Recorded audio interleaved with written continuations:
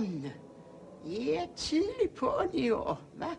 Ja. Jeg bebrejder jer noget, nej. I er da lige så velkomne som altid. Ja, det er da slet ikke det. Men det giver mig jo lidt ekstra besvær. I er jo en stor familie efterhånden, og jeg er en gammel mand. Ja, naturligvis er inde i forhold til dig. Du er vel over 800 år efterhånden. Ja. Kunne du end gøre mig en tjeneste og lade være med at tage hele familien med? Jeg mener både børnebørn og oldebørn og tipoldebørn. Men bare nøjes med dig selv og din kone. Der er jo heller en plads til jer alle sammen heroppe. Jeg ved, at I elsker klokketårne ved juletid. Men der findes jo også andre kirker inden så langt herfra. Hvem er det, du snakker med? Nå, er det ikke andet end dem? Hvor gjorde de mig forskrækket? Men hvem var det, du snakkede med? Jeg snakkede bare med mig selv. Ja, det gør man jo, når man bliver gammel. Du er da vel ikke gammel? Ham, du snakkede med, var over 800 år. Kunne frøkenen også se ham? Hvem? Ja, ham. Jeg snakkede med nissen. Tror du på nisser? Tror du virkelig på nisser, Mads? Ja, det er noget, jeg tror på. Det findes. Jeg ved bare ikke, hvor de gemmer sig. Om foråret, sommeren og høsten. Men ved juletid, så kommer de frem. De elsker kirkelofter og kirkeklokker. Ham, jeg snakkede med, han er kommet her fra barn. Ja, det har han selv fortalt mig, så han må være omkring 800 år. Men han har jo fået familie efterhånden. En stor familie. Og jeg har jo en plads til dem alle sammen. Det var det, jeg var ved at forklare ham, da frøkenen dukkede op. Har du nogensinde snakket med far om det? Nej. Pastoren er jo en belæst mand, men det ville han slet ikke kunne forstå. Vil du ikke nok slå et ekstra lille klem med klokken, Mads? Nej, det går nej. Solen er jo ringet ned. Bare sådan et enkelt lille klem. Nej, det går nej. Hvad ville pastoren ikke sige? Vi kan jo bare sige, at det var vinden, der fik klokken til det. Bare sådan et lille bitte pust. Hvorfor vil jeg gerne høre klokken? Ja, for det første, så har jeg jo aldrig hørt klokken så tæt på. Og for det andet, så kalder den jo nissen frem. Og så kan det jo være, at jeg også kunne se ham. Knip så øjnene tæt i.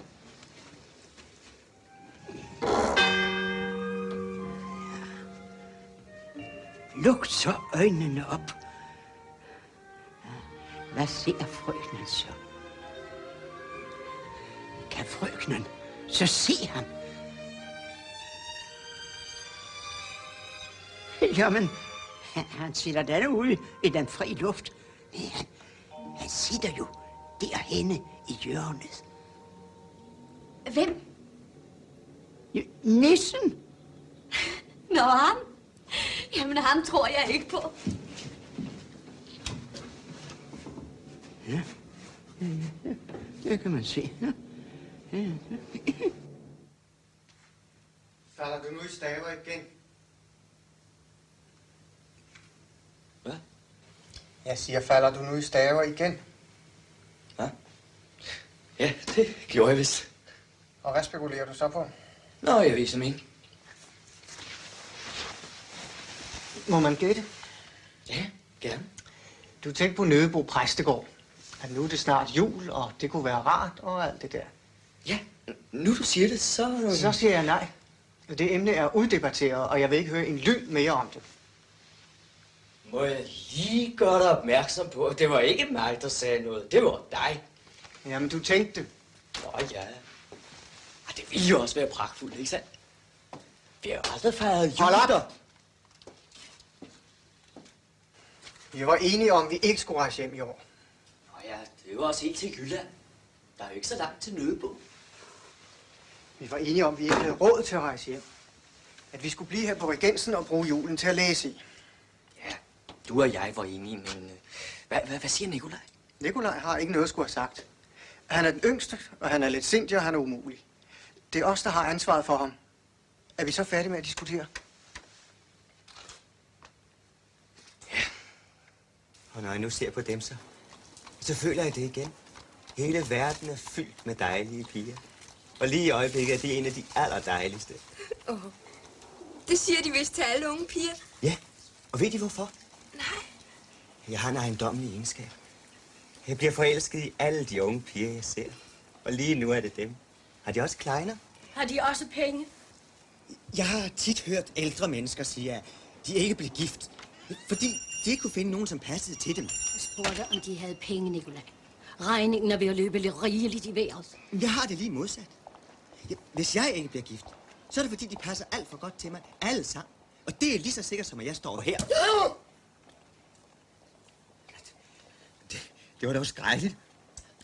Det må de altså meget undskylde. Sådan en lavkage er dyr. Jeg ved det. Men jeg erstatter den. Så mange penge har jeg altså ikke på mig i dag. Nej, det tænkte jeg nok. Jeg tager lavkagen med. Nej. Jo, til fuld pris selvfølgelig. Ja, så kan det jo næsten ikke betale sig at betale det andet, vel? Men lige efter nytår, så får de alle pengene. Nikolaj. Håbløs.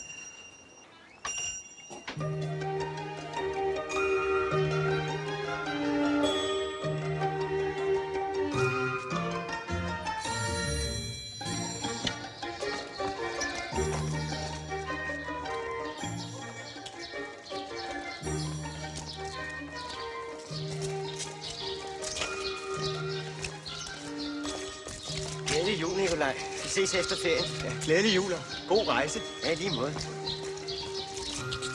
Og hvor skal du fejre jul? Ja, jeg ved som ikke. Jeg har ikke rigtig bestemt mig, fordi... Ja, jeg har så mange invitationer, at det ligefrem er svært at vælge. Det må da være pragtfuldt. God ferie. Ja, tak det samme.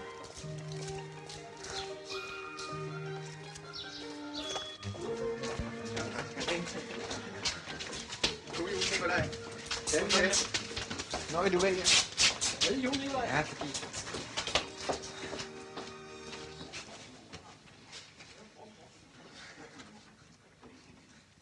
La la la la la la la la la la la la la. Kunne du ikke larme lidt mere? Jo, sagtens. Hold så op! Hvad i himlens navn er du kommer slævende? Julebag og lavkage med fløde, skum og chokolade. Lige præcis den, du elsker. Hvor har du den fra? Da du gik hjemmefra, sagde du ikke ejede en klint. Kan du se ham derovre? Det er min ældste bror. Han er dødsens kedsommelig. Han studerer til præst. Vi kalder ham gamle. Ikke fordi han er særlig gammel, sådan af år. Men han tærer sig, som om han var 800. Han tror, han bestemmer alting. Skal vi lade ham blive i troen? Nå, må jeg være fri. Ham, der står derhenne, det er min anden bror. Han er mindst lige så kedsommelig som du. Han studerer til jura. Det er derfor, vi kalder ham for corpus juris. Og disse to rædselsfulde, kedsommelige væsener skal jeg trækkes med. Hvad har jeg gjort, siden jeg skal straffes så hårdt? Bare snak udenom. Hvor har du stjålet den lavkage? Det er dig, der snakker udenom. Hvor skal vi holde juleferie? Her på Regensen. Frederik og jeg skal bruge julen til at læse i. Vi skal op til vores embedseksamen om et halvt år, men det har du måske glemt. Jeg skal ikke. Og jeg vil holde juleferie. Hold så op! Gamle og jeg blev enige om, at vi ikke havde råd til at tage hjem til Jylland i julen. Så talte jeg noget om at fejre jul i Nødebo Præstegård. Gjorde jeg. Men jeg sagde nej. Det emne er uddebatteret. Jeg vil ikke høre en lyd om det. Det er dog det frækkeste. Jul i Nødebo Præstegård. Det er pragtfuldt. Vi skal ikke fejre jul i Nødebo. Og hvorfor så ikke? Hvor skulle vi så gøre dig? Af mig? Ja, nemlig. Hvis vi tog til Nødebo, så skulle du i hvert fald ikke med. Nej, hør nu. Du kender jo slet ikke familien. Christoffer og jeg har et udmærket forhold til pastor Blikker, så det skal vi ikke have ødelagt. Vi har jo selv sagt, at Blikker har inviteret mig gang på gang. Ja, det er klart. De kender dig jo ikke. Skal vi så holde op? Vi tager ingen steder i julen. Vi bliver her og bestiller noget. Ikke tale om, jeg rejser. Har du nogen penge at rejse for? Hvem skaffer jeg? Så, hvordan? Jeg pansætter mine bøger. Jeg skal i hvert fald ikke læse i julen. Hvor fik du penge fra til den lavkage? Hvad kommer der dig ved? Hvor fik du pengene fra, spørger jeg? Det kommer ikke dig ved, siger jeg.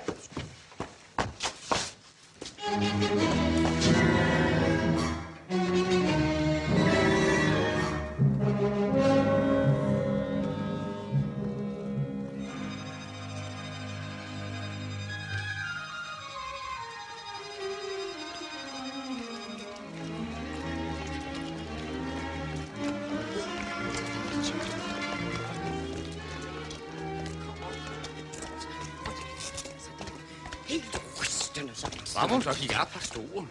Han virkede noget galt. Det ligner ham da ellers ikke. Du spillede falsk. Du spillede ganske ualmindelig falsk i dag. Det synes jeg nu ikke, fruen har ret i. Det lød, som det plejer. Jamen, Rasmine, han mente det venligt. Det var jo ikke sagt i en ond mening. Ras.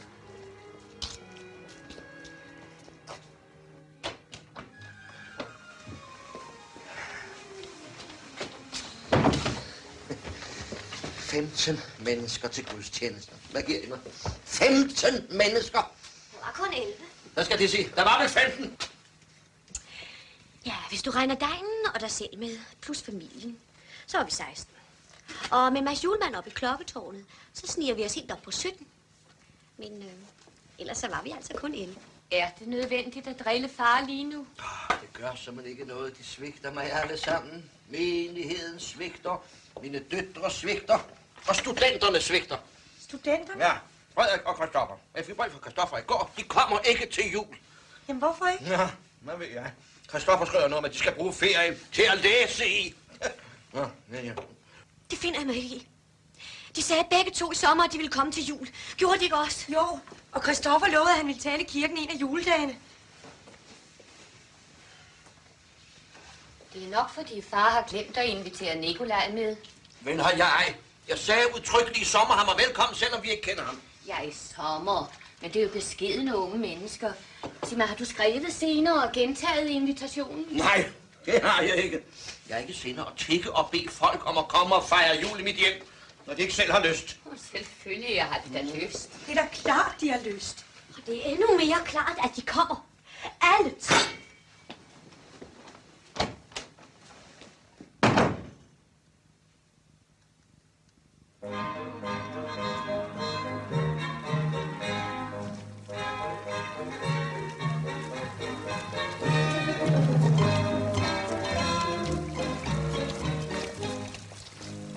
Undskyld.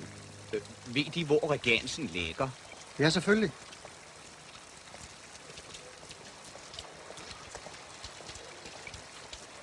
Undskyld, hvad var det, de spurgte min bror om? Er det deres bror? Ja. Han ved godt, hvor regensen ligger. Ja, selvfølgelig. Er det så selvfølgelig? Ja, selvfølgelig. Ja, det ved jeg selvfølgelig ikke. Jamen, de står lige midt i regentskåren. Nå, skal jeg være på den måde? Selvfølgelig.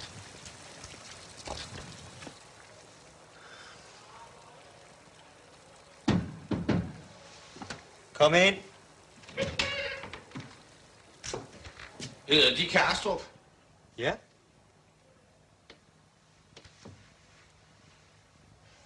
Hvor er de to andre? Der skulle være 3. Mine 2 brødre er ikke hjemme lige i øjeblikket. Hvad drejer det sig om? Jeg skulle hilse fra frøken Andrea Margrethe og sige... Hvad faren var nu skulle sige? Jo, de skulle komme til jul. Alle 3. Det var en ordre, skulle jeg hilse at sige. Ja, undskyld, men hvem er... Var det Andrea Margrethe, de sagde? Det kender ikke frøken Andrea Margrethe. Nej. De kender ikke pastor Blikkers yngste datter. Nej. Nå, så er jeg gået forkert. Nej, hov! Hov! Hov! Sagde de pastor Blikker? Ja, i Nødebo. Ja, nemlig. Har han en datter? Han har da 2. Ja, de burde da vide det, hvis altså ikke jeg er gået forkert. Ja, de er ikke gået forkert. Altså, det er mine 2 brødre, Gamle og Corpus Juris. Corpus? Hvad for en fisk? Corpus Juris, ja, det er noget, jeg har døbt dem. Det hedder de ikke. De hedder... Christoffer og Frederik. Ja, rigtigt. Så er det altså dem, der er nummer 3. Ja. Og som det hedder, Nikolaj. Fuldkommen rigtigt.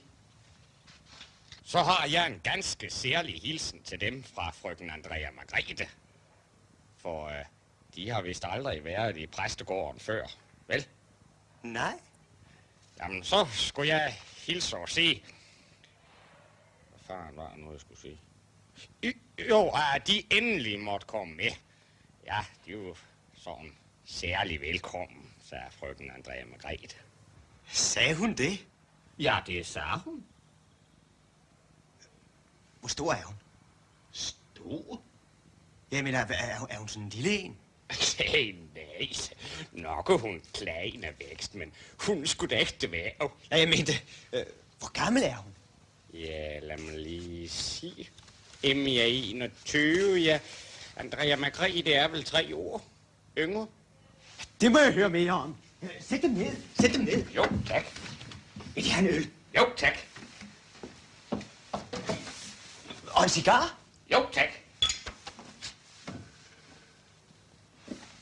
Ja, jeg har ikke nogen. Det gør ikke noget. Det er rart at have noget til gå. Husk mig på det, når jeg kommer til Nødebo. Jo, tak. Og fortæl mig nu alt om Nødebo præstegård. Hvad skal jeg fortælle? Om præsten og hans kone. Og de 2 døtre.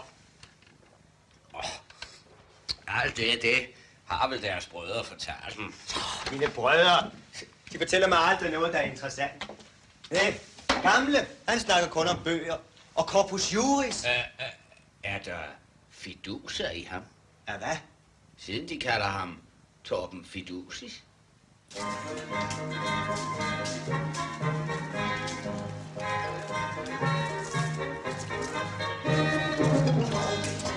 Så skal vi se en ødemol i helt bio. Ja, de skal den her.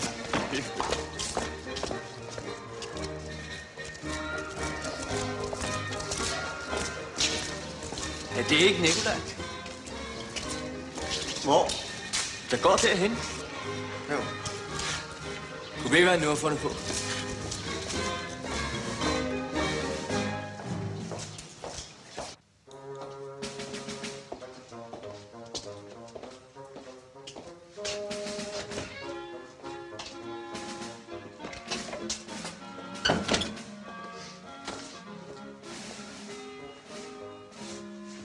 Det begriber jeg ikke et ord af. Hvad for noget? Min bog. Den lå opslået her, den er væk. Ah, du har vel forlagt den, det plejer du at gøre. Alle bøgerne er væk. Hvad er det, du siger? De er væk. Alle sammen. Ja, også dine bøger.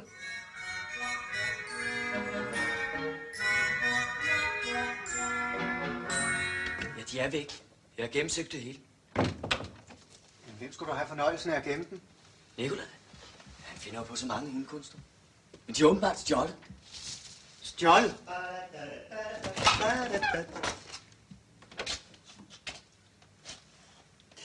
Jeg har en juleinvitation.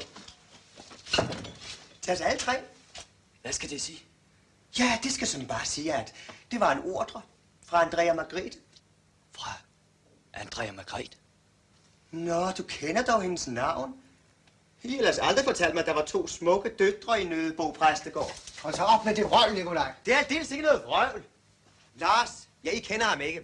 Han har ligget inde som soldat i lang tid og ikke været der, når I holdt ferie i Nødebo. Men han kender altså jer af omtale. Og han kom altså med den besked fra Andrea Margrethe. Den sag er uddebatteret. Vi bliver her i julen. Hvor meget værd er der en, der har stjålet alle vores bøger? Ikke stjålet. Pansat dem. Har du? Ja. I sagde, at vi ikke havde råd til at tage til Nødebo. Så måtte jeg jo skaffe kontanterne. Vil du øjeblikkeligt gå hen og indløse de bøger igen? Det kan jeg ikke. Hvad skal det sige? Jeg har brugt pengene. Til hvad? Til 3 damptogsbilletter. Til Nødebo.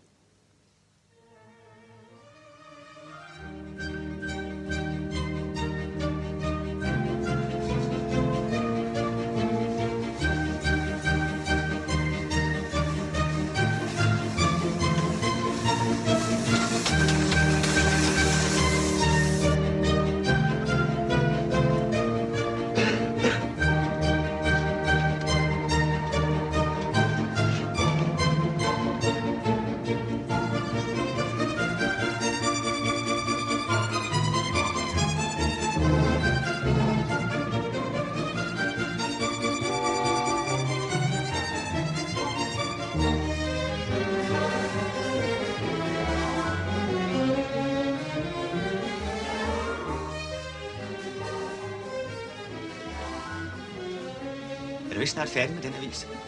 Nej. Vil du gerne læse den? Nej. Nå, der er der heldigvis noget, Nikolaj og jeg har til fælles. Vi læser ikke aviser. Det er bortøste sin tid. Vil du ikke mene i ramme alvor? Jo. Før tiden læste og skrev man bøger. Det gør man ikke mere. Nu læser man aviser. Forældet standpunkt. Man må læse aviser for at følge med. Om ikke andet så rent politisk. Det er ikke ligegyldigt, om det er bondevennerne eller professorpartiet, der står ved regeringsrådet. Jo, komplet. Politik, det er ikke noget dannet mennesker bør beskæftige sig med. Det er dog noget af det mest reaktionære, du ender sig. Det ender jo med, at du også læser politikken. Ja. Og Socialdemokraten. Rystende.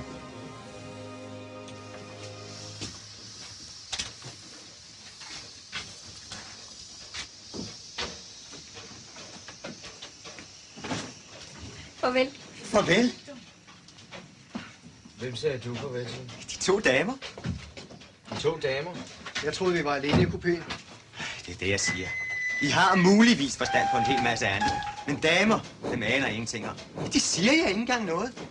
Nej, det har du nok ret i. Jeg må ikke. Nu har jeg tilbragt hele 2 sommerferier i Nødebo Præstegård. Men har I nogensinde fortalt mig om de 2 unge døtre? Nej, aldrig. Da jeg har spurgt jer, hvorfor I synes så godt om at komme der, hvad har I så svaret? Jo, at præsten havde sådan et udmærket bibliotek. Ja, at han navnlig havde en hel masse bøger om kirkeretten. Det var derfor, jeg slet ikke havde lyst til at tage til Nødebo. Men nu er det noget helt andet.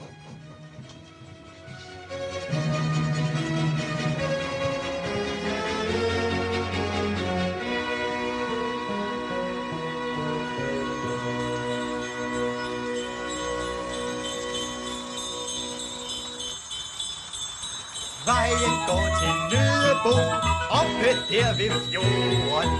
Nødebo er, siger de 2, stedet her på jorden. Men husk på, hvad vi har sagt. Ja, vær lidt andet, vis lidt takt.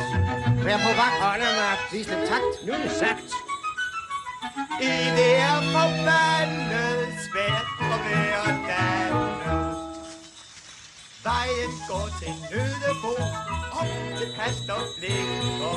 Han er, skal man tro de 2, dannet, klog og sikker. Men husk på, hvad vi har sagt. Ja, vær lidt dannet, vis lidt takt. Vær på vagt. Holder mig, vis lidt takt. Nu er det sagt. Det er forbandet svært at være dannet.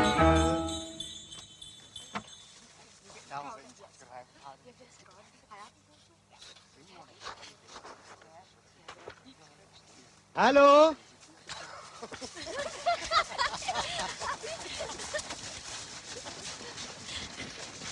Velkommen. Det er mig, der er Andrea Margrethe. Og det er mig, der er henne. Ja, det er mig, der er Nikolaj.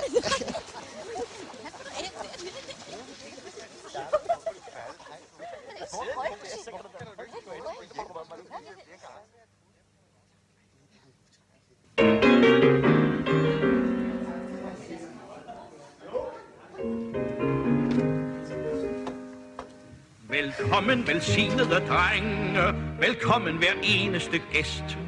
Hvor har vi dog ventet jer længe, men nu bliver her glæde og fest. Når var det så virkelig et offer at komme til Nødebo Sogn med kande og jernbanevogn? Hvad siger du, Christoffer? Her har vi så ham der juristen, men hvem er den tredje? Nej, jeg tror, at det er optimisten. Det er ham, der blev døbt Nikolaj. Jeg tror, at han ligner sin far, den fyr, min ungdoms- og krigskammerat. Jeg selv var en værre krabat, til sjov og til fest og på styr. Bravo! Det må jeg nok sige. Hvornår er det digtet den? I morges. Det har du ikke sagt et ord om. Den var pragtfuld. Ja, det var vist meget god. Bare Ovesen havde spillet lidt bedre. Ovesen spillede udmærket. Og nu, da du har serveret det mere åndfulde, må jeg måske have lov at servere et glas varm julegløgg.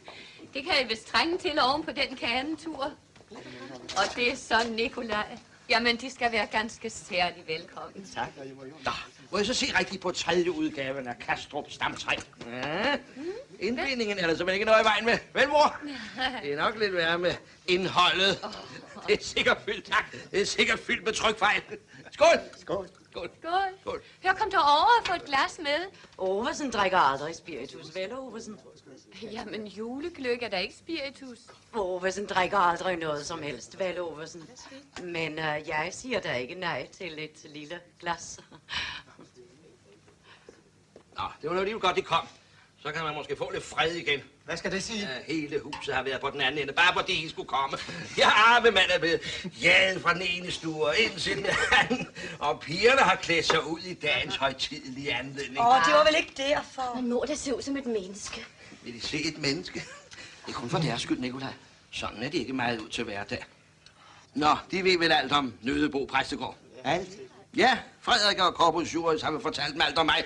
Og min kone og Emmy og Andrea og Margrethe. Nej, det eneste, de har fortalt mig om, det er om biblioteket. Hvad? Ja, deres bibliotek. Det skal jo være helt enestående. Ja, det er det. I hvilken retning? Jo, Christoffer, der jo er en læsehest, han taler om alle digterværkerne. Frederik, han siger, de har digre værker om alt angående kirkeretten. Og jeg ved, ja. Frederik.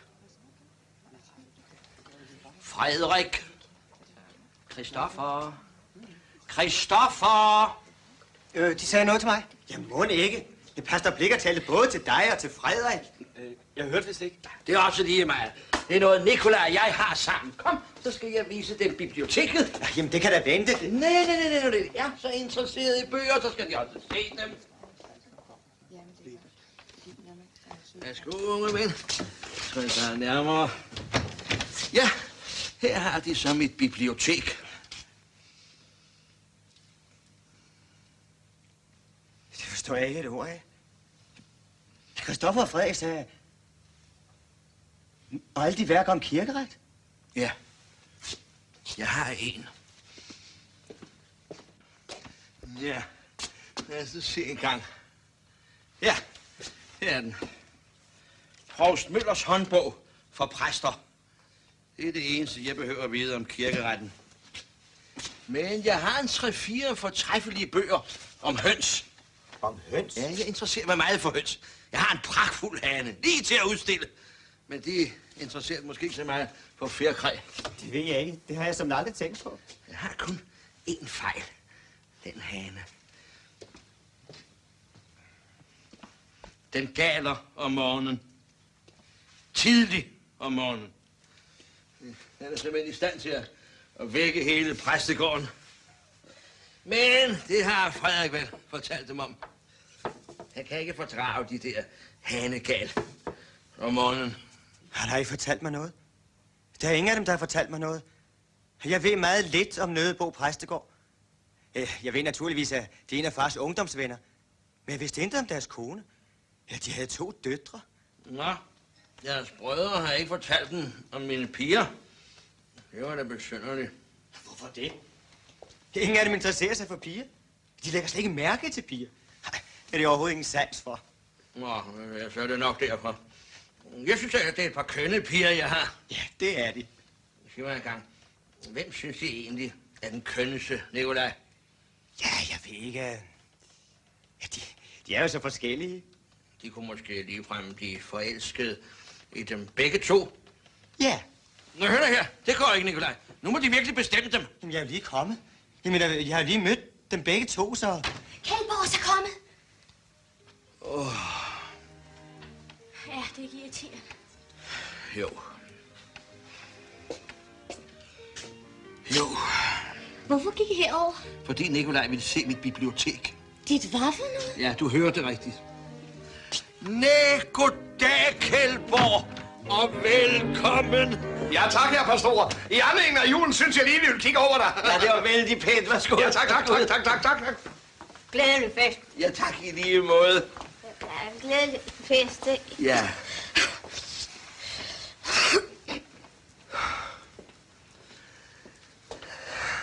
Det der med biblioteket, det er noget, mine brødre har fortalt mig. Noget rent sludder, selvfølgelig. Har Frederik også? Han var næsten den værste. Jeg fortalte, at din far havde en hel masse værker om kirkeret. Og ved du, hvad sandheden er? Han har kun én eneste, og den hedder håndbog for præster. Og hvad så? Er det ikke nok, måske? Jo, selvfølgelig. Men det er jo slet ikke det. Hvad er det så? Ja, hvorfor skulle jeg fyldes med løgn? Hvorfor har han slet ikke fortalt mig noget om dig, for eksempel? Har han da ikke det? Overhovedet ikke. Jeg anede ikke, at du eksisterede. Jeg tror slet ikke, han har lagt mærke til dig. Nej, det kan som da godt være. Nå, vi må vist hellere gå over til Kjeldborgs. Hvem er Kjeldborgs? Det får du tis nok at vide. Du skal nok få din sag for. Ja, det er godt med det varme. Ja. Ja, vi havde noget besvær med at komme over. Den nærmere blev tålig. Ja, det bliver hun sådan pludselig, når det stikker hende. Ja. Det har hun efter præstens røde. Jeg vil, ja. Værsgod et lille glas. Mange tak. Theodora. Ja, med den røde, der blev præsten vel nok lyret. Den havde både spat og sni og fanerens bombestorm. Ja. Pastoren var nu selv ude om det. Jo, han ville jo hverken lytte efter Kjeldborg eller mig. Han tror, han har forstand på heste, men det har han ikke. Ja, Bine, hun snakker. Ja. Nå, men skål og glædelig fest. Ja, der skal ses nogen for Bine. Men hun taler nu mere. Kan de kun tale om heste? Det vil jeg sige. Nå, ja. Det er jo forfærdeligt. Ja. Jeg synes du ikke, at Frederik tager det pænt? Hvordan?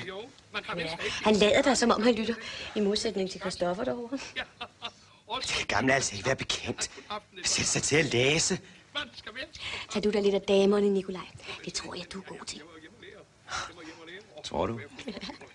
Selvom det nok kommer til at knibe lidt med Theodora og Maldrobine. Hvad sagde du, hun hed? Maldrobine. Det er moren. Maldrobine? Nej, det kan man da ikke hedde. Nej, men hun kan. Afsted med dig. Det var den med den fjernere der. Ja. Så er det snart jul. Nej, man skal have forstand på det. Ja. Man skal have forstand på.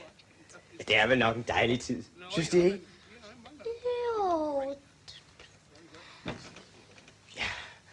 Og der er noget specielt hyggeligt ved at holde jul på landet. I en rigtig præstegård. Ja. Og så i selskab med så mange dejlige damer. Hvad mener de med det? Jeg mener her, lige nu. Nå. Skål.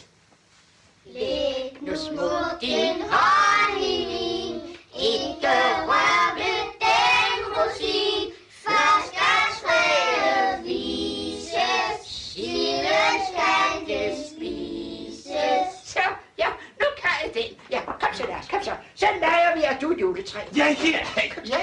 Høj fra træet, grønne top, stråler julekransen. Spillemandsspil stiller, nu begynder dansen. Læg nu smuk din hånd i min, ikke rør ved den rosin. Først skal træet spises, siden skal det spises. Jeg har aldrig set et juletræ, der kunne danse. Har du aldrig hørt om juletræsfødder? Peter har den gren så kær, hvor på trummen hænger. Ja, nu vi snakker om jul. Så røg julesko på min fervogn forleden. Så nu må jeg fandme til smeden med. Undskyld, jeg ved godt, man ikke på banen, det lyder af helvede til. De kan tro, at jeg som københavner, jeg nyder rigtig at komme til at fejre jul på landet. Jeg kører også henover af en ret humløjværk, ja. Men det er dyrt. Det er jo dyre sager. Men det er nok fordi, det er jo de nye modens opfindelse. Han må undskylde et øjeblik. Jeg skal vist hjælpe frøken Andrea Margrethe med noget ude i køkkenet. Ja. Nej, den der sorte hængs, Henrik Poulsen har købt, det er lige godt sagen. Ja. Hvad siger du, Bene? Nej, han er forkuldret efter min formening. Nå, der er du, Olsen. Man har slet set noget til dig. Kom herover og få en lille enhed. Overson drikker aldrig spiritus. Vel, Overson? Nå, aldrig. Det er som en sagt. Nå, det trænger til at blive fyldt op. Overson kan ikke fordrage spiritus. Vel, Overson? Nej. Den tror jeg skulle ligge det ikke på. Den må du gå længere ud på landet med. Kan man komme længere ud på landet? Hvem er han? Han hedder Nikolaj og er student inden for København. Og det er Mads Julemand. Han laver vognhjul og ringer med kirkeklokkerne. Og tror på nisser. Ja, han tror på mere end det. Han tror både på trold og elverpiger. Og spøgelser. Er det rigtigt? Jeg tror kun på, hvad jeg selv har set med mine egne øjne. Og hvad har Mads nu set med sine egne øjne? Det er ikke noget, Mads siger. Det er noget, unge uforlovede piger kan sige. På kirkegården kl. 12. Hvis det altså er fuldmåne. Og hvad er så det, Mads? Jeg siger dette. Frøken tror jo det på alligevel. Det kan jo være, at jeg vil tro på det. De? Ja, jeg tror på alt, hvad folk fortæller mig. Hvis en ung uforlovet pige går ind på kirkegården kl. 12, og det er altså fuldmåne, og hun så siger... Hvad fanden er det, hun siger? Og hun så siger sit eget navn højt 3 gange, så kan hun sige ham. Hvad for en ham? Fanden? Den ikke. Ham hun vil blive forlovet og gift med. Det må jeg fortælle Theodora. Hun er helt vild efter at blive forlovet. Hun tør ikke gå ind på kirkegården kl. 12. Aldrig. Må ikke. I sådan et tilfælde. Tør du? Selvfølgelig. Men hvorfor skulle jeg? Jeg er ikke interesseret i at blive forlovet.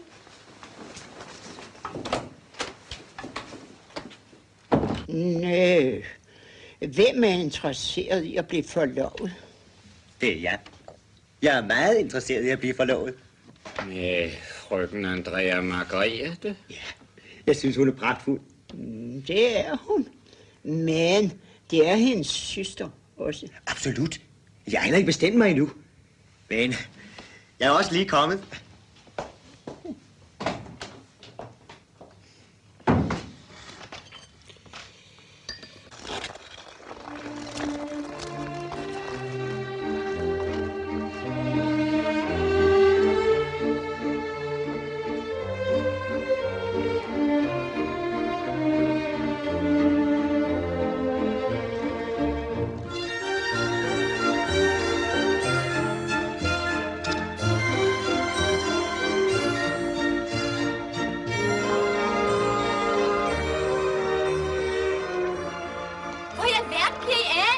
Vi kommer straks. Hvor i alverden har Nikolaj lært at løbe på skøjter henne? Ah, det er jo ikke så svært.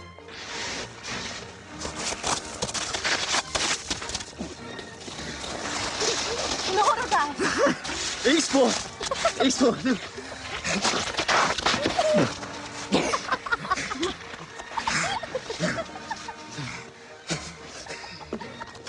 Bare slap af til lange skridt. Sådan. Ikke for langt ud, Nikolaj. Der er en våge. Har set den. Jeg henter ham. Fang mig.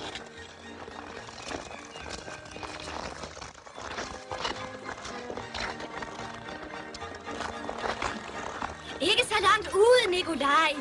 Kom tilbage.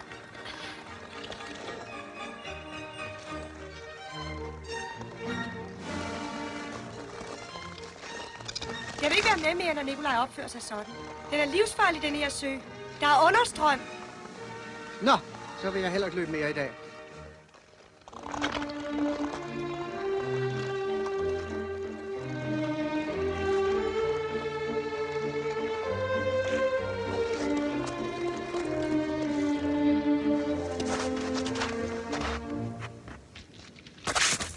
Hold så op med at være så tåbelig og barnagtig. Det siger du bare, fordi du ikke selv kan løbe på skøjter.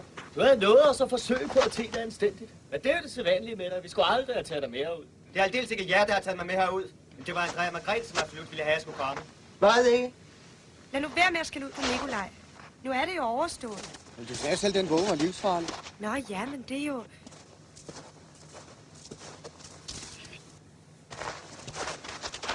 Nikolaj, hvem kommer først hjem til præstegården? Det gør jeg!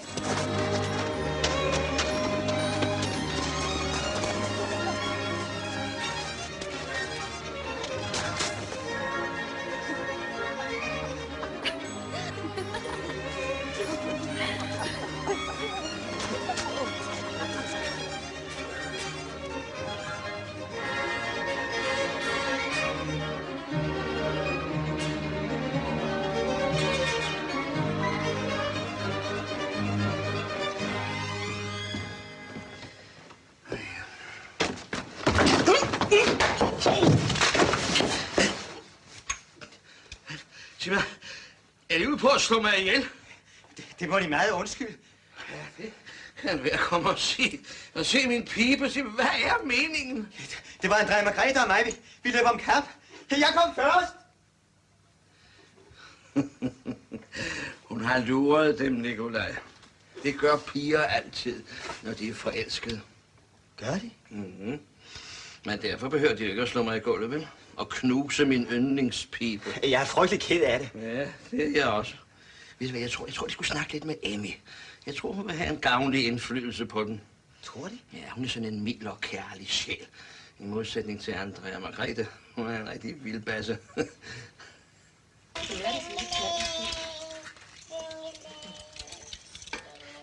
Farvel. På gensyn juleaften. Og I kigger jo over som sædvanligt. Jo, tak. Børnene har som allerede været over at øve sig på højt fra træets grønne top. Det var godt. Vi glæder os til at se jer. Jo, tak. Det gør vi rent godt. Farvel, børn. Farvel. Farvel.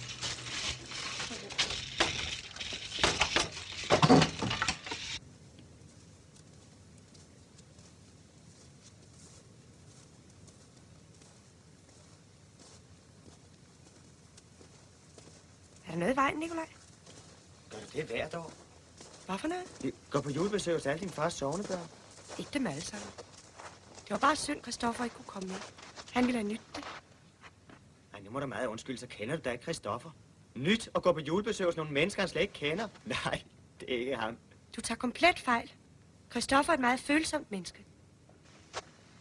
Det er ikke hvad min bror, du taler om. Jeg holder naturligvis meget af ham, men han er ikke noget særligt. Hvordan kan du sige det? Fordi jeg kender ham. Ved du, han interesserer sig overhovedet ikke for andre mennesker. Han er tavs og enesluttet, og jeg er rigtig kedsommelig. Jeg holder slet ikke med dig. Christoffer er et af de fineste og bedste mennesker, jeg nogensinde har mødt. Det er sødt af dig at tage mit forsvar. Det gør det selvfølgelig kun, fordi han er min bror. Men i den retning behøver du ikke tage hensyn til mig. Jeg kender begge mine brødre. Og ja, de er så meget flinke, men der er ingen af dem, der er noget særligt. Heller ikke Frederik? Bestemt ikke. Han er jo næsten helt umulig at gøre tilpas. Ved du hvad? Det synes jeg, du skulle snakke med Andrea og Margrethe om. Hvorfor dog det? Du er sød, Nikolaj. Selvom du ikke forstår et ord af det hele.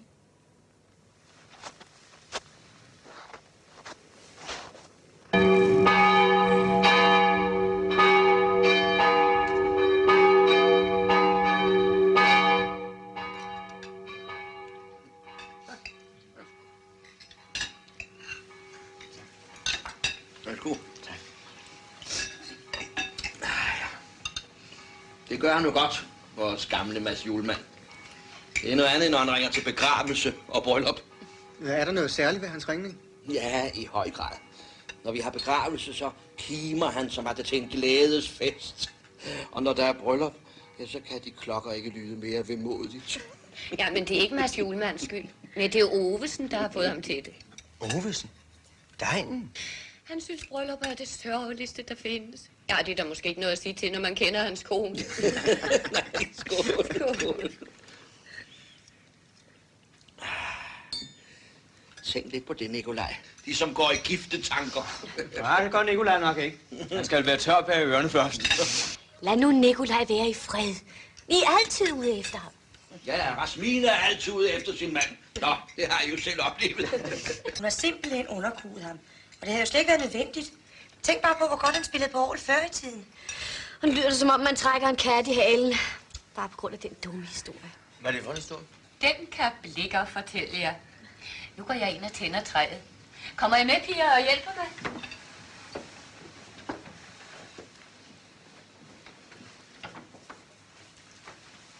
Hvad er det for en historie?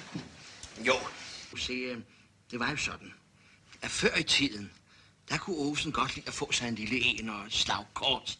Men det måtte han jo ikke for konen, så det kunne ikke lade sig gøre hjemme. Og på krogen, der tog han heller ikke komme. Hvad gjorde han så? Jo, han fandt ud af, at i kirken, oppe bag orglet, der kunne han og Kjeldborg sidde i fred. Ja, du kommer med din modbydelige sprog. Hele tiden.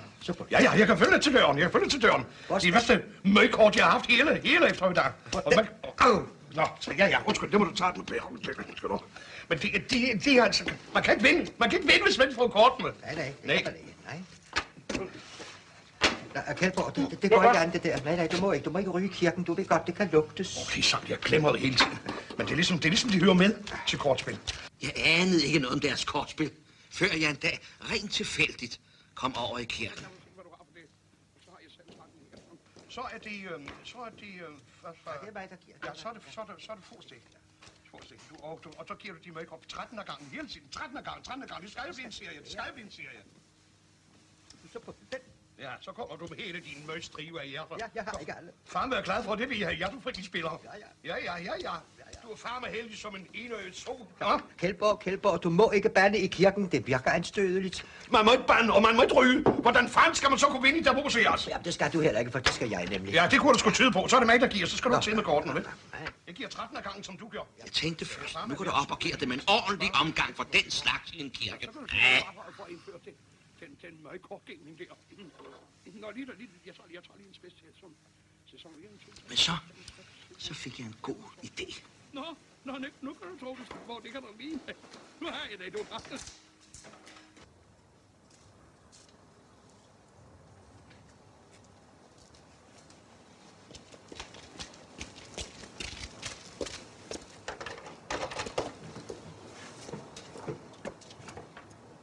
Jeg tænkte, nu giver du dem en ordentlig forskrækkelse.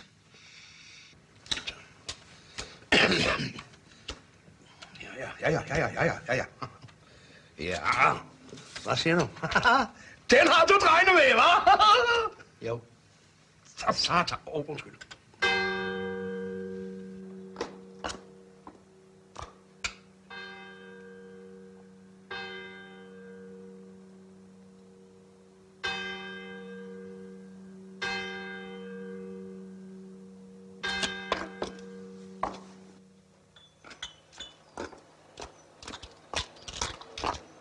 Det var nøjagtigt, hvad der skete. Hver gang kirkeklokkerne ringede, så kom købmanden Strand med 8 bajere til Ovesen og Kjeldborg. Er det så morsomt? Ja. Nå ja, det synes hele sognet også, da de hørte historien. Ja, med undtagelse af fru Ovesen. Ja, hun ser nu heller ud til at have meget lune, hva'? Nej, det har hun heller ikke. Og på den dag, der var det sket med Ovesen. Det værste er nu, at det er gået ud over hans orgelspil. Så må I gerne komme ind.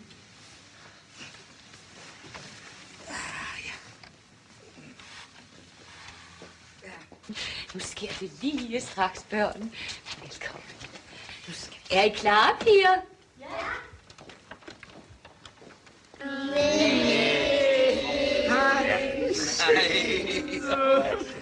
Skal vi, børn? Ja! Kom så, børn! Nej, mor.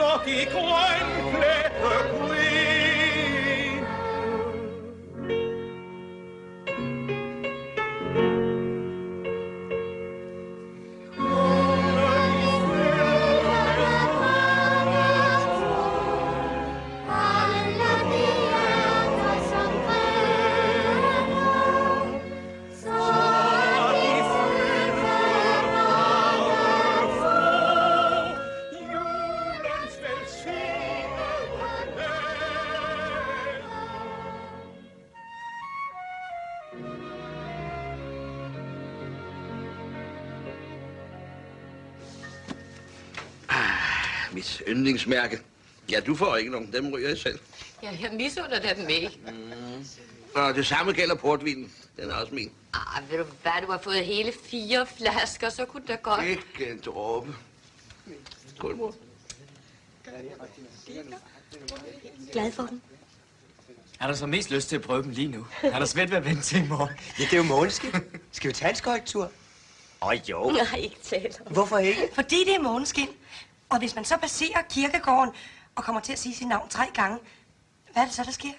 Så vil ens tilkommende vise sig for hende. Ja, det er Mads Julemand, der har fortalt det der pjat. Ja, det kan godt være, at det er noget pjat. Men der er ingen af pigerne, der tør. Jeg tør da godt. Og jeg siger nej. Ikke noget med spøgelseshistorier og natteråderier. Men Stoffer skal holde juleprædiken i morgen. Der er heller ingen af os andre, der får lov til at sove længe på grund af min morgenglade hane. Ikke engang de, Frederik. Hanen har nu ikke generet mig denne gang. Jeg har slet ikke hørt den. Man kan ikke høre ham, når han sidder inde i hønsehuset. Nå, det er derfor. Jo, så lad ham endelig blive derinde. Ej, du kan være ganske rolig. Han bliver ikke lukket ud. I hvert fald ikke juleaften.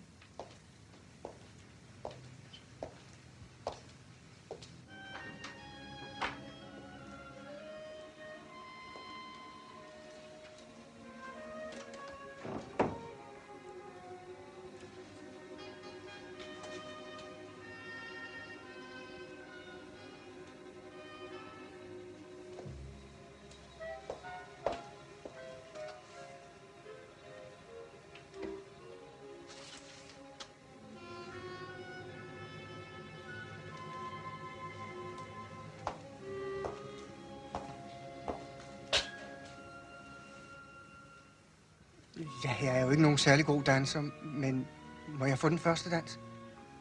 Og den anden? Og den tredje? Nej, det er jeg nu ikke så sikker på. Jeg bliver nok nødt til nogle pligtdanse. Er der julebal hvert år i Nødebo? Hvert år. Det er nemlig en gammel tradition. Jeg er jo ikke meget på det der balfaltera. Så mener du så oplægger. Du vil bare ikke være ved det. Nej, hør nu. Så er det vist på tide, du offrer en af de der dyre cigarer på Frederik her. Nej, tak. Jo, men så et glas af den fine portvin. Ja, ellers tak. Jamen, Nikolaj siger da ikke nej. Hvor er han blevet af? Han er vel ikke gået ned for at prøve skøjterne. Ja, det kunne som bedst ligne ham. Nu skal jeg. Nej, nu skal jeg. Lad bare Andrea Margrethe, det klarer hun meget bedre.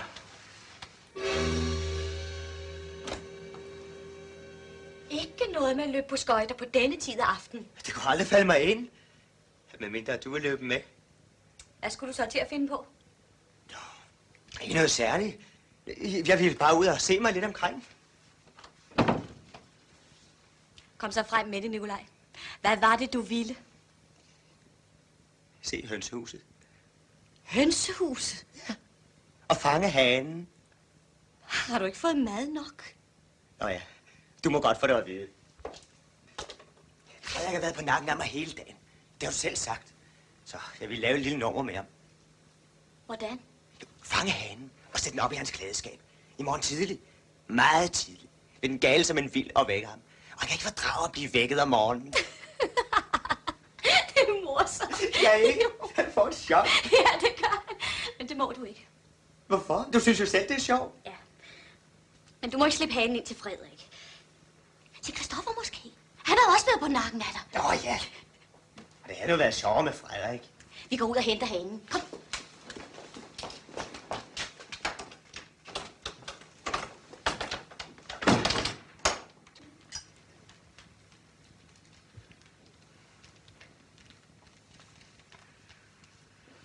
Har vi det ikke dejligt? Du ved, hvor de bliver af. Ja, de kommer nok om lidt. Jamen, hvad laver de? Han frier vel til hende. Han vil jo så gerne forloves. Dit pjattehoved. Du sætter også forlovelse af alle vegne.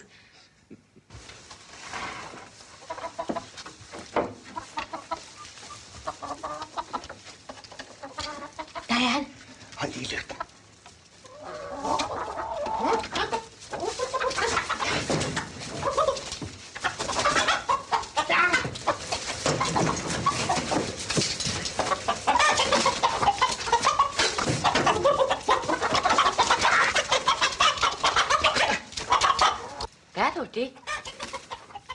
Ligesom om der er kommet en ræv ind i hønsehuset. Går du derude? Jeg er nødt til det. Jeg går med.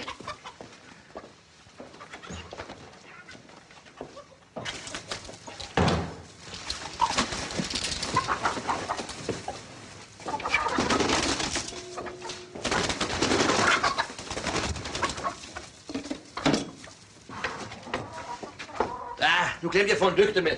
Har de en fyrstik? Nej, det har jeg ikke. Nå, ja.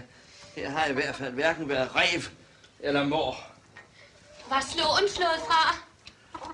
Ja, det er nok Lars, der har glemt at lukke ordentligt. Ja. Nu skal jeg. Kom. Så, nu er det rummet til. Prøv se ind i varmen. Kom der, kom.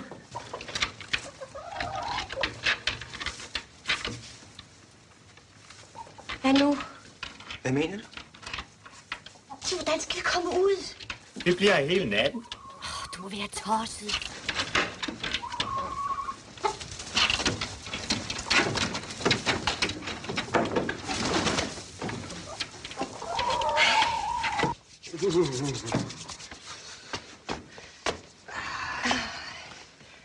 Hvor kan det dog have gemt sig? Hvem? Ja, Andrea, Margrethe og Nikolaj. De har været væk længe. Så er de gået ned på isen. Det er jeg sikker på. Jeg kender Nikolaj. Lad os nu tage det roligt. Jeg ser lige efter ovenpå. Hvad er klokken egentlig? Det er godt at være 11. Det er jo langt over sengetid. Nå, ja, det er jo juleaften. Vi kan da heller ikke gå i seng, før vi har fundet dem. Fundet dem? Hvad gør vi? Kan vi ikke slippe ud af vinduet? Umuligt, der er jo hønsenet for.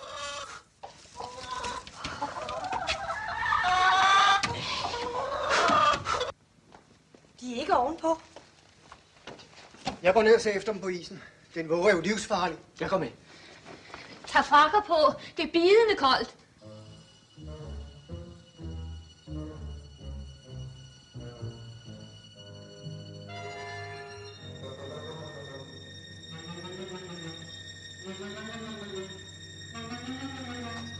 Hvad skal vi med den her stige, du? Hvis de er gået gennem isen, det er den eneste måde at få dem op på.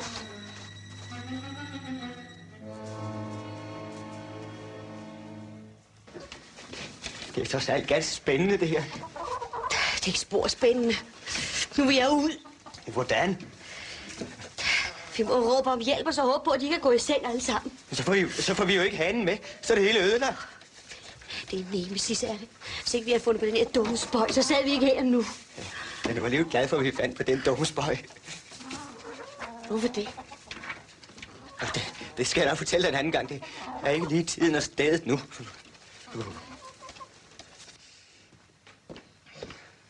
Nu er klokken snart 12. Ja, nu må de snart komme tilbage. Men det er jo slet ikke sikkert, at de er på isen. Jeg mener Nikolaj, Andrea og Margrethe. Hvor skulle de ellers være hen?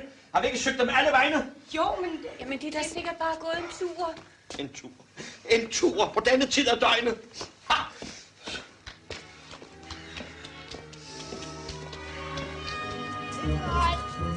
Andrea, Margrethe! Nikolaj! Andrea, Margrethe! Nikolaj! Nikolaj! Nikolaj! Andrea, Margrethe! Nikolaj! Andrea, Margrethe! Nikolaj! De er i hvert fald ikke faldet i vågen. Gud, hvad det Men det er jeg. Rolig, gamle, rolig! Ingen panik! Jeg er straks hos dig!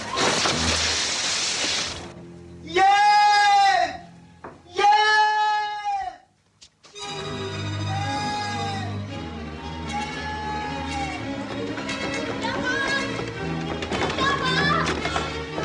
Nå, endelig. Hvor har du været bange? Og hvorfor dog det? Jeg var jo hos hende. Hvad laver de to inde i hønsehuset på denne tid af natten? Lad os nu komme ind i varmen, Blikker, så kan vi jo altid få en forklaring, ikke?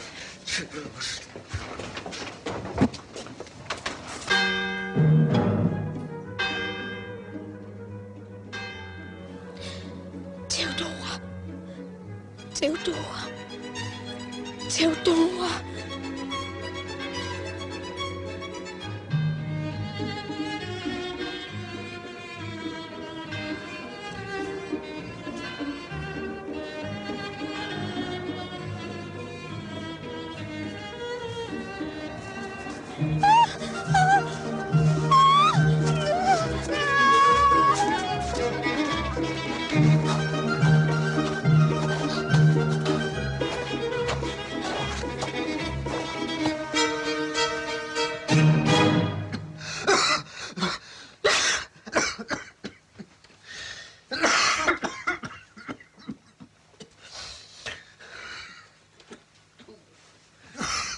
Hør der, hvor han hoster. Og hæsærner, det er alt sammen din skyld. Jeg kunne vel ikke gøre for idrættet i en våge. Hvad kunne du ikke, da dig vi var ude at lede efter? Det kunne da bare lade være med. Du havde ladet familien Blikkers juleaften. Og nu er jeg så helt, så jeg ikke aner, hvordan jeg skal holde den juleprædiken, jeg har lovet. Jeg er frygtelig ked af det. I kunne bare lade være med at behandle mig som et barn. Jeg ved nok, hvad jeg gør. Så, hvad lavede du så ude i hønsehuset? Hvad skulle du der på den tid af aftenen? Spørg Andrea Margrethe. Jeg siger i hvert fald ikke noget.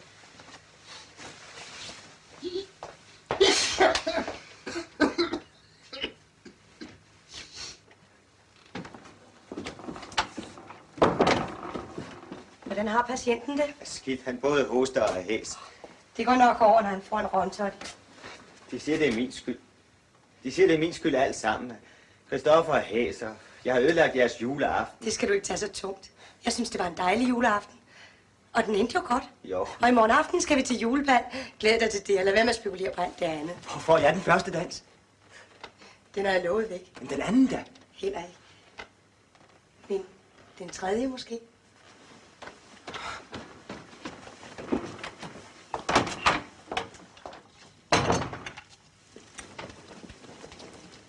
Godmorgen. Godmorgen. Noget i vejen? Ja, de er sure. De skal lade mig ud hele tiden. De siger, jeg har ødelagt juleaften for jer alle sammen. Vi var vist lige gode om det. Nej, det var min skyld. Det var min idé. Du kunne ikke gøre for det.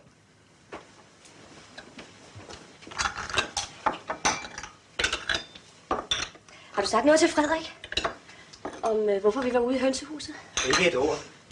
Det er noget af det, han er mest rasende over. Det er da sært, ikke? Er han rigtig sur? Sur? Det er ikke ordet. Han bliver rigtig æderspændt. Hvad lærer du af? Nej, ikke noget særligt. Jeg glæder mig bare sådan til ballet i morgen aften. Ja, du kan vel danse? Ja, det kan jeg. Bare jeg vidste, om han holdt mig kær. Men det er det triste, jeg aner det ikke. Han smiler så venligt, hver gang han mig ser. Jeg tænker uendeligt, men det bliver intet mere. Man danser ikke første juledags morgen.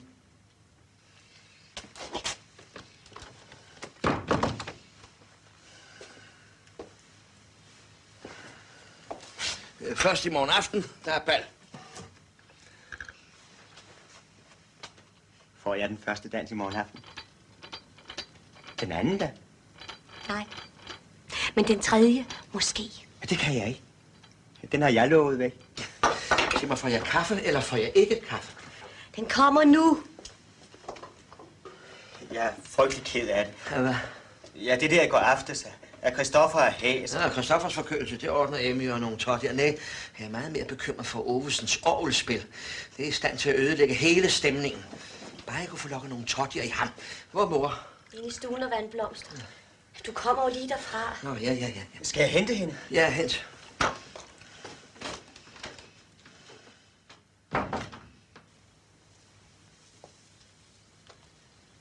Godmorgen. Godmorgen, Nicolai. Sovet godt? Nej, jeg har ikke lukket et øje. Jamen dog. Jeg er så flov over det, der skete i går aften. Jamen, det skal de da ikke være. Bare vidste, hvordan jeg kunne gøre det godt igen. De skal slet ikke tænke på det. Synes de ikke? Og det er rigtigt, deres mand vil gerne tale med dem. Nå, jamen så må jeg nok hellere gå ud til ham.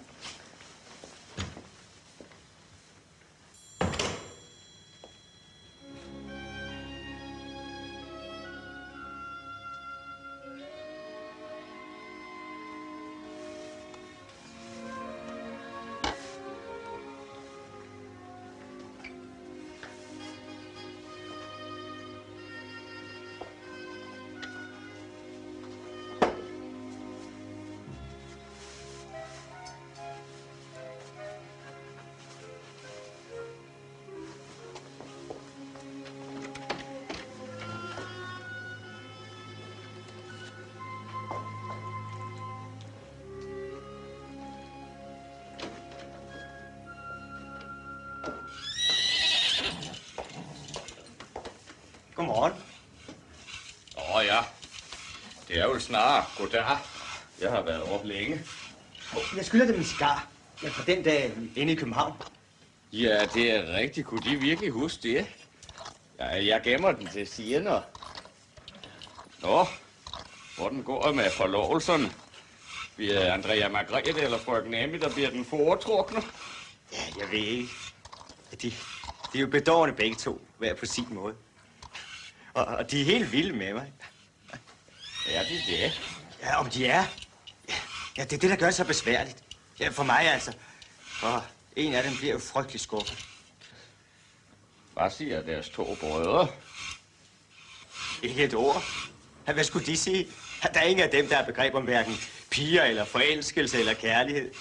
De tror, det er en by i Rusland. Ja, det går jo ikke altid, som præsten præker. Hvad mener de med det? Nå, ikke noget. Det er bare sådan talmåde. Ja, hvis de får en af pigerne, så når det regner på præsten, så drypper det på dagen. Nu vi snakker om dejen.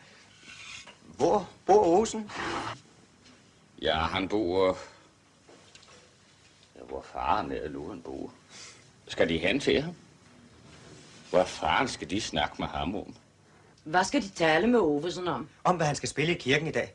Det er min bror, der skal tale. Ja, hvorfor kommer deres bror så ikke selv? Fordi han er forkølet og hæs. Nå, ja, værsgo, kom indenfor. De er godt klar over, at Ovesen spiller ikke særlig godt. Ja. Men hvis de fortæller mig, hvad deres bror ønsker, så skal jeg øve med Ovesen. Det kan de ikke, for de skal gå. Og hvad skal jeg? De skal gå lige nu. Jeg pastorinde vil gerne tale med dem aldeles omgående. Jamen, det er åbenbart meget, meget vigtigt, hvad hun har at tale med dem om. Jamen, jeg står midt i køen, og pastorinde har jo også travlt. Jamen, jeg må da lige... Jamen, klarer de det selv med Ovesen? Ja, det kan de tro, jeg gør. Nå, ja, så må jeg løbe.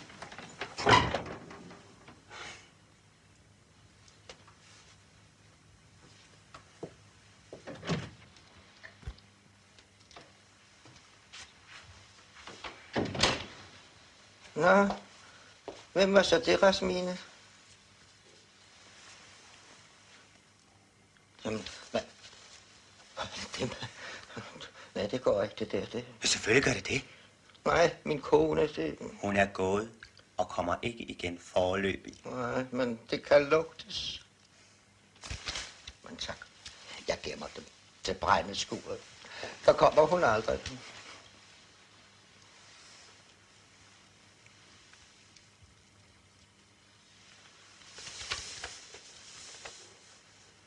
Hvor har de nogle glas? Buffet.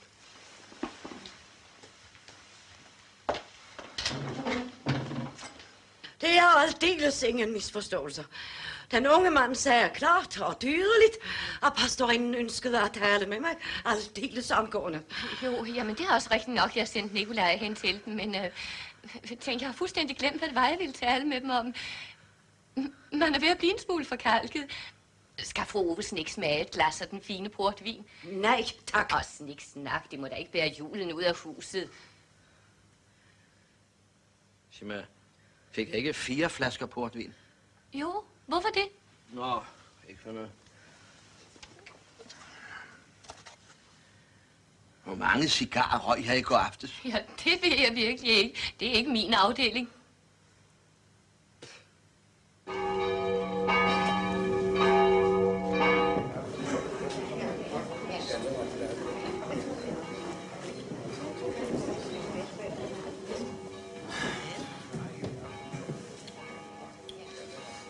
Jeg kan ikke.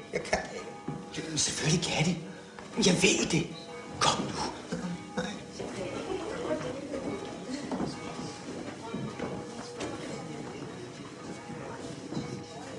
Jeg har kun en gang nu. Jeg kan ikke. De kan igen nu. Jeg ved det. Spil nu.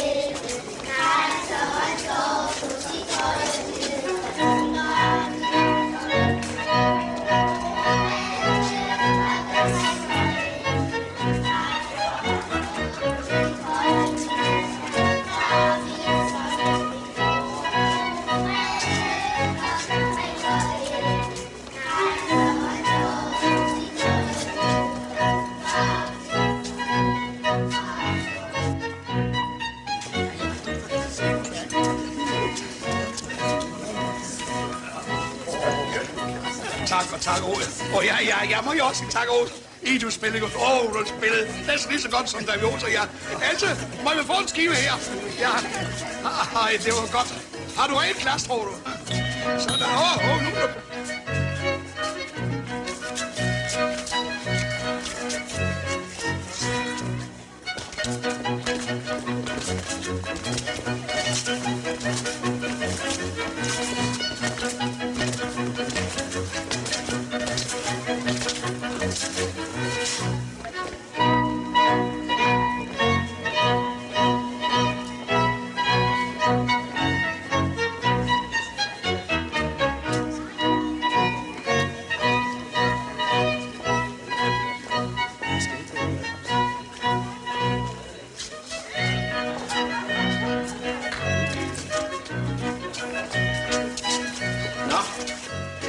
Sorte sjæl og pines af samvittighedskvaler. Nej. Ikke? Hvad så med min portvin? Og mine dyre cigarer? Det var bare for at sætte Åsen lidt i stemning. Ja, så gør noget af det der for juleaften godt igen. Jeg ved det godt. Du er tilgivet. Men helt uden straf slipper du nu ikke. Kom. Se, denne unge mand vil så forfærdeligt gerne danse med den, Theodor. Men han er så frygtelig genert, så jeg ligefrem må tvinge ham til at bukke pænt.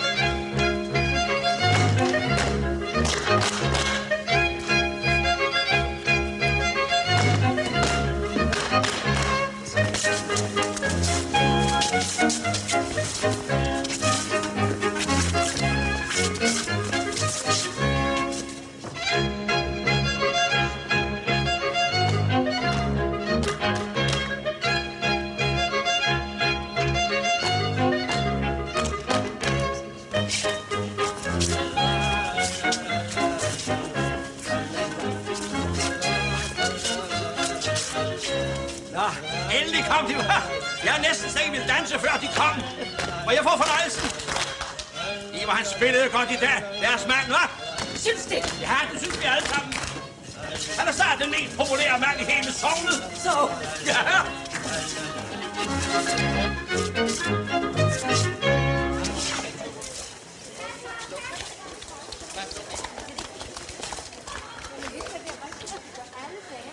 Kan de huske mig? Fra toget? Jeg hedder Nikolaj.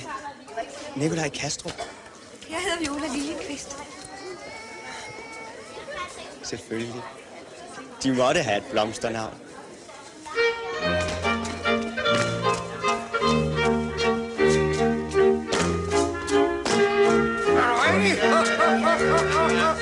Jeg tænkte også, at det går aldrig godt. Det bliver godt. Rasmine, skal vi to ikke danse? Vi skal hjem. Ja, jeg skal det. Jeg vil så gerne danse. Du ved godt, jeg danser aldrig. Nå, det ved jeg, tante. Du har da lige været ude at svinge dig med præsten. Ja, det var også noget andet. Ja, det var det. For jeg danser nemlig bedre end dig. Kom. Nej, Ove, som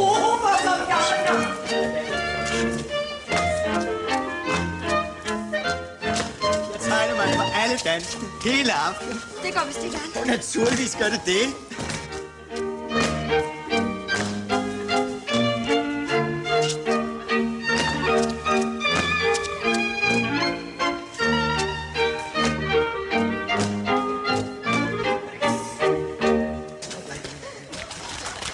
Får jeg også næstdans? Nej, det går ikke. Den har jeg lovet Nikolaj. Nu må det vist være min dans. Beklager, jeg er optaget.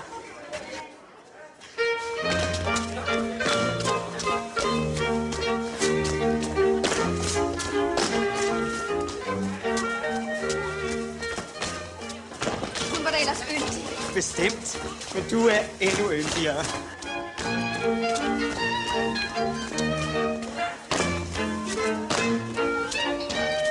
Mads, hvad siger du til sådan en gang spjæt? Ja, det jeg siger, miraklers tid er forbi. Hey, hov, hvor skal du hen? Nej, Mads, du begynder at danse, ikke?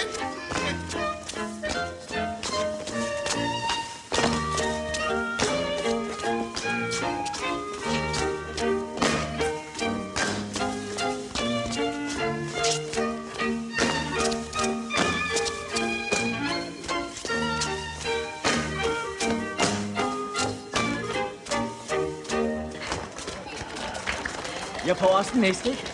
Nej, ikke næste dans, men næste igen.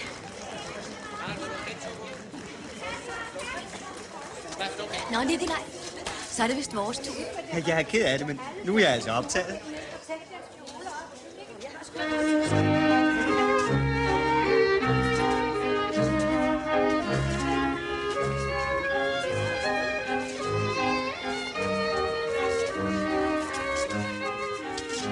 Hun blev sur. Det kan jeg ikke tage mig af. Jamen, du kan da ikke danse med mig hele aftenen. Men hvorfor ikke?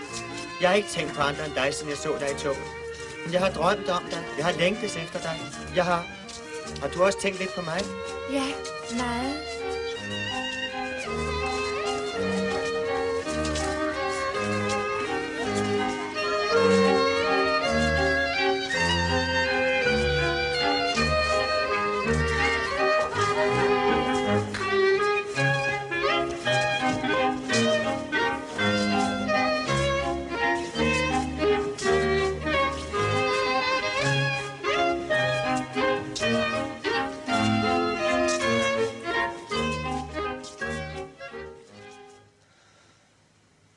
Hvad står du og hænger for?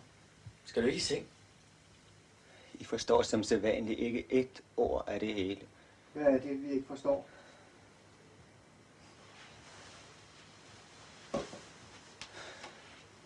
Piger, forelskelse, kærlighed.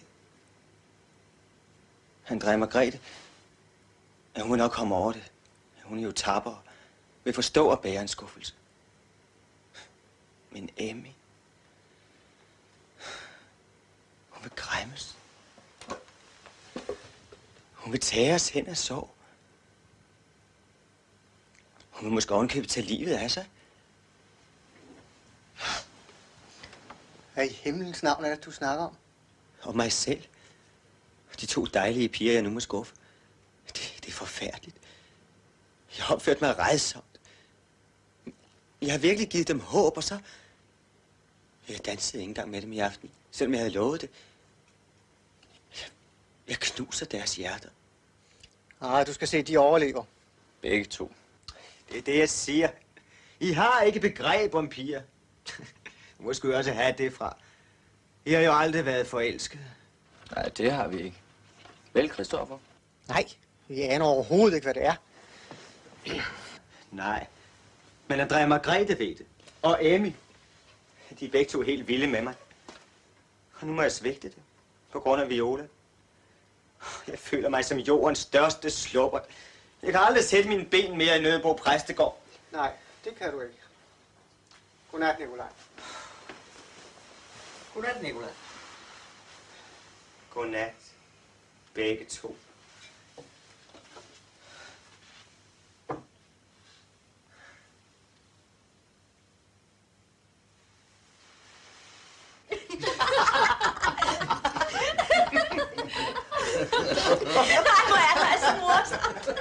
Nu må I ikke grine, når han kommer. Han er meget sårbar.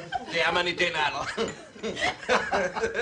er altså næsten ikke til at bære. Ja, det er der ikke er til at bære. At vi nu skal belemres med dig som svoger. Svoger? Det forstår jeg ikke. Jeg har forlovet mig med Frederik. Og jeg har forlovet mig med Christoffer. Og det kan vi takke dig for, Nikolaj. Nej? Ja, hvis du ikke havde været her og sat det ind i rumpen for dine to sløve brødre, så var der slet ikke blevet til noget. I hvert fald ikke denne omgang. Jamen, det er jo pragtfuldt. Det er jo tillykke. Ja, nej. Nu skal vi ønske rigtig tillykke. Vil du hente min dyre portvin, Nikolaj? Du ved jo, hvor den står. Ja, det gør jeg. Ved I hvad? Jeg er gift med landets klogeste præst. Ja, det er du.